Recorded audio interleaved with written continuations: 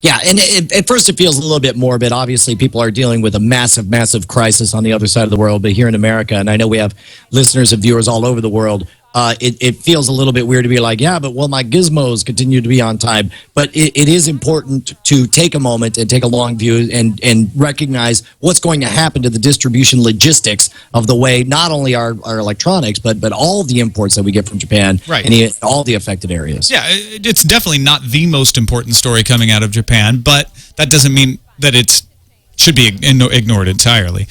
Some other really good stories coming out of Japan. Engadget reports today that AT&T, Sprint, Verizon, Dish Networks, Comcast, and Cox Communications have all announced plans under which free calls can be made to Japan, and as well as free text messages in a lot of cases between now and March 31st. So, you know, for all the vitriol we were spewing at some of these companies earlier today, this is a good move, and I applaud them for it.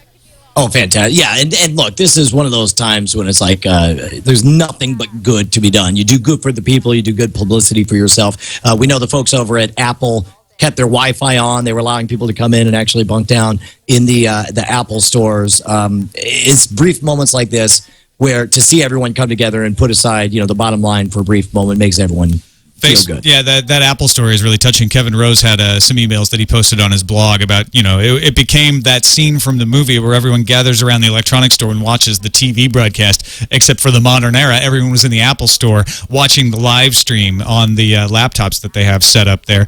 Also, Facebook set up a Japan earthquake page for users to find information about disaster relief. Google has set up a crisis response project. We've talked about that in the past. Although an interesting spin on that, Google is now encouraging people to take photos of the posters with people's names with their cell phones and send them to an address tohoku.anpi.google@Picasa Web. And once sent, the photo will be automatically uploaded to the Picasa Web album where people can view this and keep track of each other.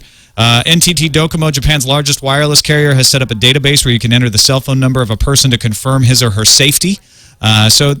Just you know, a lot of coming together of businesses large and small in this effort to try to help people out.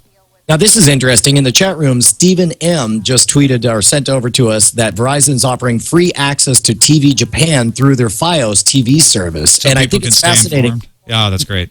That we see, I think it's fascinating that we see how the interconnectedness of our society nowadays not only makes possible massive amounts of relief. We saw with the Red Cross donations, it's so super easy just to donate over your phone, but also in prevention of disaster. There was a recent tweet from Scientific American saying, and I forget the number, it was millions or billions of dollars were saved by proper planning and preparation for the tsunami. And in a case where time is of the essence, once you have an earthquake and you need to get the word out that we expect a massive tsunami to happen and you got to get to high ground, then it matters that all of a sudden everyone in the country is carrying on them a mobile device that keeps them interconnected with the rest of the whole freaking globe. It would be amazing. I'm sure some fascinating academic articles years from now will come out talking about how different technology has essentially shaped this disaster, both in the avoidance of it and in the recovery of it. And it's funny how copyright issues go away when real important issues come along. For instance, TSS Aloic in the chat room points out NHK World is live streaming on Ustream right now. That'd be something they'd be sending a takedown notice for in the past. But we find out what's really important in these situations and do what's necessary. Also, an interesting thing on the this is actually from Wired, talking about some of the games that were supposed to come out. We see this happen a lot when natural disasters come along. Games happen to have themes similar to the disaster, and everyone pulls them back. It's not censorship. It's just saying, you know what, this is not the right time for this. So IRM will cease development on its PlayStation game Zettai Zetsume Toshi 4, City in a Desperate Situation. And there are a few other PS3 games that are being delayed for release because they deal with earthquakes and disaster themes, and I think that's appropriate. I mean, I think they'd come under criticism for the opposite if they put them out for being insensitive and trying to profit at something like that. Oh, absolutely. And I think, you know, let's face it, the reason these games are popular is because we're all fascinated with massive disasters. But then when one happens, especially when it's all too real, we certainly want to dial back our involvement. We saw that with 9/11. They pushed back the movie and made some changes to the movie Collateral Damage. And what's funny is the little ways. There was an on-campus cafe called Ground Zero out in Eastern New Mexico University that all of a sudden they were not real happy with that name. And likewise, the band Anthrax for a while, not happy with their name during that scare. And when I went to Whole Foods to get sushi, it was very weird to grab a box of sushi that said tsunami package. And I was like, that's not cute right now. That's it's a major disaster. And it's just coincidence. It's just these things aren't planned that way, but then they strike us that way. Finally, before we get to some of the user feedback from listeners, there's a lot of discussion on the internet today about radiation risks, about what's happening at the nuclear reactors in Japan, and I want to point to Maggie Kurth Baker's post at Boing Boing. She says she's in the process of putting together a longer post that will add some context to the concept of radiation, but she did actually. She's like, the nuclear scientists are a little busy right now. They're not responding to my emails because I'm not a priority. But she actually did get some good information from Dr. Catherine Higley, head of Oregon State University's Department of Nuclear Engineering and Radiation Health Physics.